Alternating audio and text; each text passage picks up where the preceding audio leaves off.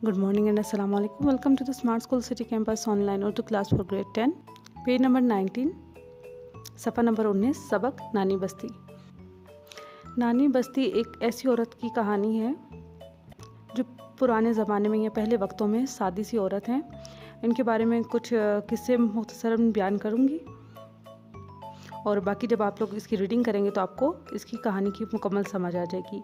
एक ऐसी औरत की कहानी है जो बहुत सादा तबीयत की थी, जो जिनके अंदर दुनिया की चालाकियाँ नहीं थी। नूरानी शक्ल की भोली भाली सी औरत थी। सुगड़ापा उन पर ख़त्म था। बहुत ही सलीकामंद और सलीकाशार खातून थी।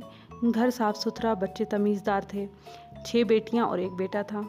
इनके एक शौहर खान साहब थे जो झल्ले और मिजाज के खुरदरे थे, लेकिन बहुत ही पक्के मुसलमान थे। दिल में दूसरों का दर्द रखते थे। मोहल्ले भर की खिदमत, रिश्तेदारों की खबरगिरी, जुमे के जुमे अजीज़ों के घर जाना, बेवाओं और यतीमों की खबरगिरी, नेज़ हर तरह से दिल के अच्छे इंसान थे। एक शहर के एक रईस के यहाँ मुख्तार आम थे। 40-50 रुपये से ज़्यादा उनकी तनख्वाह नहीं थी, लेकिन वो वक्त ऐसा था कि हर चीज़ सस्ती थी और उनका आराम और चैन से गुजर बसर हो जाता था।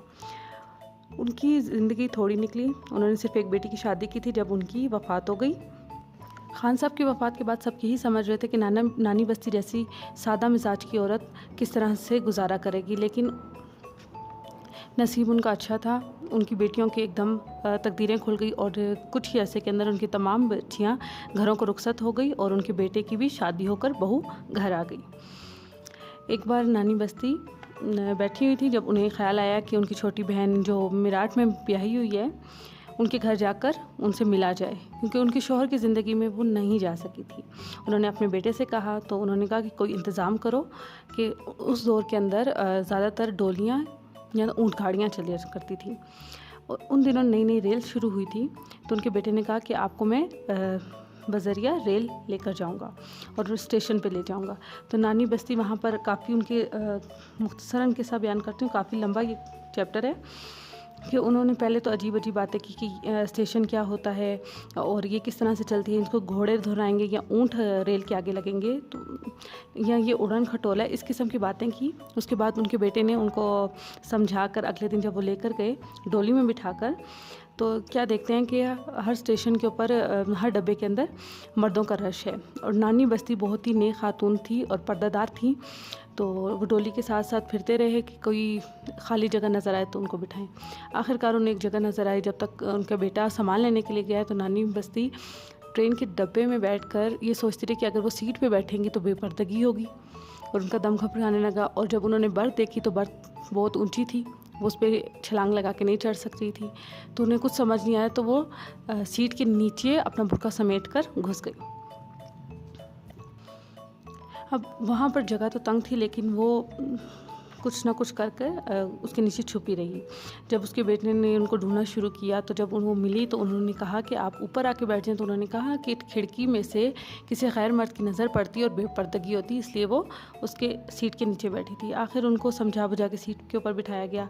इसके अंदर फिर उन्होंने एक और किस्सा बयान किया है कि जब वो सफ़र के लिए जा रही थी तो जब नहाने के लिए घुसी तो जल्दी के अंदर उन्होंने खुले बर्तन वाले पतीले के अंदर पानी डाला। अब पानी इतना साफ़ सुथरा था कि उनका जब अक्स पानी में उन्होंने अपना देखा तो चीख मार के बाहर आ गई और वो अपने ही अक्स से या अपने ही साए से डर गई। जब उनकी बहू और बेटी ने बाथरूम में जाके देखा तो वहाँ कुछ भी नहीं था सिवाय पानी के। तो उन्होंने उनको समझाया कि आप अपनी ही अक्स से डर गई होंगी। फिर एक और किस्सा वो मुख्तसर बयान करती हूँ। यहाँ पर है कि एक बार उनके कुंबे के अंदर एक लड़की थी जो कि बहुत ही चंचल और शौक थी। उसने दोपहर का वक्त अपना बुर्का ओढ़ा और कुछ चोला पहन कर दाढ़ी लगाकर अजीब सा हुलिया बना कर आई। जब सब सो रहे थे तो जोहर के वक्त नानी बीबी उठी नमाज के लिए, तो उन्होंने देखा कि वो एक अजीब से हुलिया के अंदर बाबा खड़ा है और उसने कहा ला घी शक्कर दे। तो नानी बीबी इतना डरी, खौफज़दा होकर चीखें मारने लगी और वो लड़की तो फ़ौरन सीढ़ियों के पास जाकर कपड़े बदल कर आके उनके पास आके उन्हें कहने लगी आपने क्या देख लिया, क्या आपने पिछल पैरी तो नहीं, या कोई भूत तो नहीं देख लिया। इस तरह का एक और वाक़या है लास्ट में कि उनकी बहू को एक दफ़ा शौक़ हुआ कि कुतुब साहब चलते हैं, तो मौसम अच्छा है और वहाँ पर जाकर पिकनिक मनाई जाए, यहाँ पर एंजॉय किया जाए। तो 4 बजे के चले 10 बजे को तब पहुँचे। उनकी बहू की ज़िद थी कि लाट के नीचे उतर पड़े। अब वहाँ पर जब गए तो वहाँ से गुज़रते गुज़रते उन्होंने शाह आलम के मज़ार पर हाज़िरी दी, खाना वगैरह खाया, सैर सपाटा किया। और उसके बाद जब वो आ रहे थे तो वहाँ पर एक कब्रिस्तान से गुज़र हुआ। अब कब्रिस्तान से गुज़रते हुए नानी बीबी की जिस तरह की तबीयत थी वो वहमी खातून थी, उनके बुरके के पीछे एक कंकर की टहनी फंस गई। अब वो जब टहनी फंस गई तो उनको पीछे से आवाज़ आए तो वो उनको लगा पीछे पिछल पैरी है, या तो फिर उसके जब वो टहनी के साथ उनका बुरका अटता था या वो भारी होता था तो उन्हें लगता था कि कोई उनको पीछे से खींचे। तो वो इतनी चीखें मारती हुई भागने लगी कि गिर पड़ी। फिर उनको उनके घर वालों ने बताया कि ये आपकी टहनी अटक गई थी जिसकी वजह से आप डरी। अब मुख्तसरन इसके जवाबात हैं, सवाल जवाब हैं। सफ़ा नंबर 28 मश्क। नानी बस्ती सगी बहन के यहाँ क्यों जाना चाहती थी? इसका जवाब आपको सफ़ा नंबर 20 दूसरा पैराग्राफ, नानी बस्ती की सगी बहन से लेकर इंतज़ाम करके ले जाएं। यहाँ पे देख सकते हैं सफ़ा नंबर 20। नानी बस्ती बहन के यहाँ कितना अरसा रही? सफ़ा नंबर 25 पहला पैराग्राफ, दूसरी लाइन, पुराने वक्तों की औरतें गैर जगह ना ठहरती थी। अगली लाइन आगे। अब उसके बाद सवाल नंबर 3, नानी बस्ती किस चीज़ से डरकर बेंच के नीचे जा छुपी? सफ़ा नंबर 22 थर्ड पैराग्राफ, गाड़ी में जो घुसी तो आदम ना आदमजात। यहाँ से लेके पूरा पैराग्राफ, बुर्का बिछाकर कुंडली मारकर बैठ गई। सवाल नंबर 4, नानी बस्ती के गुसल खाने में पड़े पतीले में क्या नज़र आया? सफ़ा नंबर 24 दूसरा पैराग्राफ है, चलने की जल्दी में नहाने जो बैठी से लेकर चौथी लाइन भागी। यहाँ पर आप देख सकते हैं निशान लगे हुए हैं।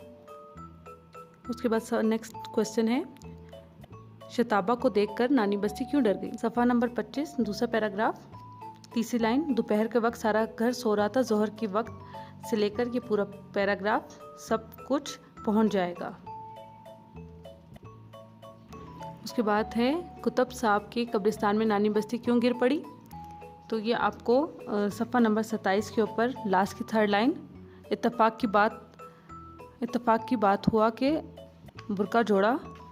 यहाँ से लेकर नेक्स्ट पेज, दौड़ते दौड़ते बेचारी गिर पड़ी। उसके बाद सवाल नंबर 7, नानी बस्ती के किरदार पर मुख्तसरन रोशनी डालें। पहली लाइन, नूरानी शक्ल थी और कैसी भोली भाली।